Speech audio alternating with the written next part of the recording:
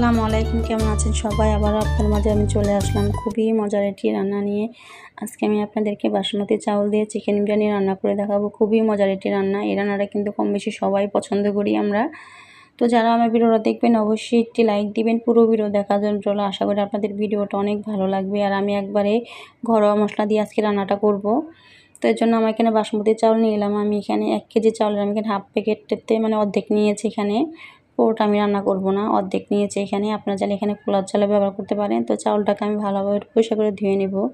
এই চাউলটাকে কিন্তু আমি ধুয়ে নিয়ে 1 ঘন্টার জন্য ভিজিয়ে রাখবো। আর এই চাউলটা যদি ভিজিয়ে রাখা যায় তাহলে কিন্তু ভাতটা খুব সুন্দর হয়, লম্বা লম্বা হয়। তো চাউলটা কিন্তু ধোয়ার টাইমে বেশি জোরে মানে চাপ দেওয়া যাবে না, তাহলে কিন্তু চাউলটা ভেঙে যাওয়ার ভয় আছে। তো চাউলটাকে খুব ভালোভাবে ধুয়ে আমি এখানে পানি দিয়ে রেখে দেবো 1 ঘন্টার জন্য। পরবর্তীতে আমি সব কাজগুলো গুছিয়ে নেব দিক দিয়ে। এখানে আমি মুরগির মাংস নিয়েছি, আর আমি আজকে লেগ পিস দিয়ে রান্নাটা করে দেখাবো আপনাদেরকে। তো এখানে আমি 8 পিস লেগ পিস নিয়েছি, আর আমি এখানে গরম মশলা দিয়ে রান্নাটা করে দেখাবো। দেখেন এখানে আমি চিনাবাদাম নিয়েছি, শাহি জিরা নিয়েছি, গোলমরিচ নিয়েছি, এখানে আমি জয়ফল নিয়েছি অর্ধেকটা নিয়েছি, এখানে জয়িত্রী নিয়েছি, তেজপাতা নিয়েছি, আপনার এখানে সাদা এলাচ নিয়েছি, লবঙ্গ নিয়েছি, আর নিয়েছি আমি দারুচিনি। আর এখানে আমি বাদামটা আর জয়ফলটা জয়িত্রীটা বেটে নেব পাটায় আর কি। আর এই দিতে আমি টক দই বানিয়ে নিয়েছি। এখানে আমি 1 পোয়া দুধ ব্যবহার করেছি, আর সাথে 2 চামচ আমি এখানে গুঁড়া দুধ ব্যবহার করেছি, আর লেবু চিপড়ে আমি এভাবে টক দইটা বানিয়ে নিয়েছি। আর এই দিতে আমার বাদামটা খুব ভালোভাবে বাটা হয়ে গেছে, আর মশলাগুলো বেটে নিয়েছি আমি এখানে। তো রান্নার টাইম বসিয়ে দেবো। এখানে আমি চুলাইতে প্যান বসিয়ে দিয়ে পরিমাণ মতো তেল দিয়ে দিলাম। আমি বেশ খানিক একটু পেঁয়াজ দিয়ে দিয়েছি। তো পুরোটা আমি ব্যবহার করবো না, একটুখানি আমি উঠিয়ে রাখবো মানে ব্রেস্তা করার জন্য। তো আমার ব্রেস্তা হয়ে গেছে, আমি অল্প একটু উঠিয়ে নিতেছি। সেখানে আমি সেই শুকনো মশলাগুলো আমি দিয়ে দিলাম এখানে, যে বাকি যে মশলাগুলো ছিল আপনার এখানে এলাচ, দারুচিনি, গোলমরিচ, শাহি জিরা, মানে এলাচ সবগুলো দিয়ে এখানে আমি হালকা ভাজা ভাজা করে এখানে আমি লেগ পিসগুলো দিয়ে দিলাম। তেলের সাথে আমি কিছুক্ষণ আমি লেগ পিসগুলো একটু ভাজা ভাজা করে নেব। এভাবে ভাজা ভাজা করে দেখা যায় লেগ পিসগুলো খেতে অনেক মজার হয়। তো আমি একটু সময় নিয়ে আর কি ভাজা ভাজা করে নেব। তো দেখতেই কিন্তু পাচ্ছেন আমি কিন্তু বেশ সময় নিয়ে কিন্তু একটু মানে লেগ পিসগুলো ভাজা ভাজা করে নিয়েছি। তো এখন আমি এখানে সব মশলাগুলো দিয়ে দিব আর কি আস্তে আস্তে করে। Please subscribe my channel. এখন আমি এখানে আদা বাটা মানে রসুন বাটা দিয়েছি 1 টেবিল চামচের মতন, আদা বাটা দিয়েছি 1 টেবিল চামচের মতন, জিরা বাটা দিয়েছি 1 টেবিল চামচের মতন, আর দিয়েছি এখানে যে মানে বেটে রেখেছিলাম বাদাম আর জয়িত্রী, জয়ফল, সেই বাদাম বাটাটা আমি ভালোভাবে দিয়ে দিলাম। দিয়ে এখন খুব ভালোভাবে তেলের সাথে আর কি ভাজা ভাজা করে নিব। সাথে মুরগির মানে লেগ পিসগুলো ভাজা ভাজা হয়ে যাবে, মশলাটা খুব ভালোভাবে ভাজা ভাজা হয়ে যাবে। তো আমি সব মশলাগুলো কিন্তু অনেক সময় নিয়ে একটু ভাজা ভাজা করে নেব। আর এইভাবে ভাজা ভাজা করে রান্না করলে কিন্তু খেতে অনেক মজার হয়। তো ভালোভাবে ভাজা ভাজা হয়ে গেছে। আমি এখানে মরিচ গুঁড়ো দিয়েছি প্রায় 1.5 টেবিল চামচের মতন, আর সামান্য এখানে হাফ টেবিল চামচেরও কম এখানে আমি হলুদ গুঁড়ো দিয়েছি একটু কালার আসার জন্য। আর 1 টেবিল চামচ এখানে জিরার গুঁড়ো মানে ধনিয়ার গুঁড়ো দিয়েছি, আর দিয়েছি আমি লবণ অল্প পরিমাণ। লবণটা পরে আমি আবার ব্যবহার করব, এখন আমি অল্প করে দিয়েছি আর কি। তো সব মশলা একত্রভাবে আমি একটু ভালোভাবে একটু ভাজা ভাজা করে নিতেছি। এভাবে মশলাটা ভাজা ভাজা করলে কিন্তু বিরিয়ানিটা খেতে অনেক মজার হয়। আর এখানে হলুদ গুঁড়ো আপনি ব্যবহার না করলেও পারেন, তবে সামান্য একটু আমি দিয়েছি কালার, একটু সুন্দর একটু কালার আসে, যেহেতু এটা বিরিয়ানি হবে একটু কালার হলেও কিন্তু ভালো লাগবে। তো খুব ভালোভাবে আমি একটু মিশিয়ে নিলাম।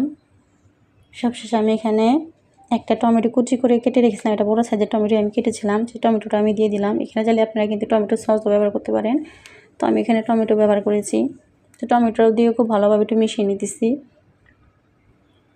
এখন আমি সেই যে করে রাখা যে টক দই যে বানিয়ে রাখলাম সেই টক দইটা দিয়ে দিলাম, দিয়ে খুব ভালোভাবে একটু মিশিয়ে নিব। এইভাবে রান্না করে খাবেন, দেখবেন অনেক মজার হয়। আর বাসমতি চাউল দিয়ে কিন্তু রান্না করলে আরও বেশি মজার হয়, একটু অন্যরকম লাগে আর কি। বাচ্চারা তো অনেক পছন্দ করে।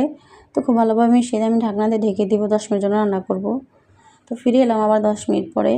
আমি কিন্তু জালটা খুব কমিয়ে রেখেছিলাম যেন আস্তে আস্তে হয়। এখান থেকে কত পানি বের হয়ে গেছে আমার এটা। তো এই পানিটাই কিন্তু আমার মানে মুরগির মাংসটা কিন্তু ভালোভাবে সিদ্ধ হয়ে যাবে। তো আমি এটা আবার ভালোই উল্টিয়ে পাল্টিয়ে দিয়েছি, ঢাকনা মানে নাড়া দিয়ে আবার ঢাকনা দিয়ে ঢেকে দেবো কিছুক্ষণের জন্য। ফিরে এলাম আবারও 5 মিনিট পরে। তো দেখতেই পাচ্ছেন আমারটা কিন্তু মানে খুব সুন্দরভাবে মশলাটা কষানো হয়ে গেছে। আমি একটু ভালোভাবে নাড়া দিয়ে উল্টিয়ে পাল্টিয়ে দিচ্ছি। তো এখন আমি সেই বাসমতি চাউলটা দিয়ে দিব। আমি কিন্তু চাউলটাকে ধুয়ে ভালো করে ছাঁকনিতে ছেঁকে রেখেছিলাম।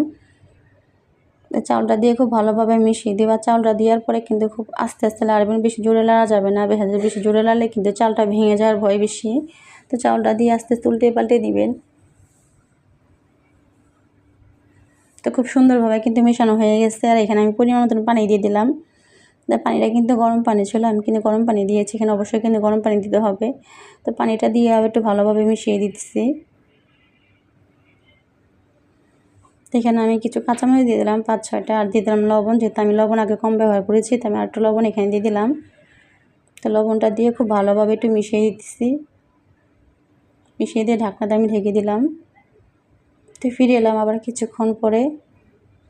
এখানে পানিটা কিন্তু আমার অনেকটাই টেনে গেছে, তো এখানে একটু মিশিয়ে দিচ্ছি, কারণ চালটা কিন্তু পরবর্তীতে আর বেশি লাড়া যাবে না। তো পানি থাকতেই কিন্তু যতটুকু লাড়া দরকার আপনার মানে নেড়ে নেবেন আর কি। পরে কিন্তু দেখা যাচ্ছে চালটা বেশি লালে ভেঙে যাওয়ার ভয় বেশি। তো সামান্য একটু আমি কেওড়া জল দিয়েছি ভালো একটা ফ্লেভার আসার জন্য। তো কেওড়া জলটা দিয়েও আমি এখানে একটু নেড়ে দিয়েছি। আর আমি এখানে 1 টেবিল চামচের মধ্যে কেওড়া জল দিয়েছি, বেশি দেওয়া দরকার, আমি রান্না অল্প করেছি সেই পরিমাণ আর কি আমি অল্পই দিয়েছি। তো আবার 10 মিনিটের জন্য আমি ঢেকে রাখবো। এখানে ঢাকনা আমি ছিদ্রটা বন্ধ করে দিয়েছি। তো ফিরে এলাম আবার 10 মিনিট পরে। আমার রান্নাটা কিন্তু প্রায় কমপ্লিট হয়ে গেছে। তো দেখেন কত সুন্দর কালার আসছে, আর চালগুলো খুব সুন্দর হয়েছে। এখানে আস্তে আস্তে একটু উল্টিয়ে পাল্টিয়ে নেবেন।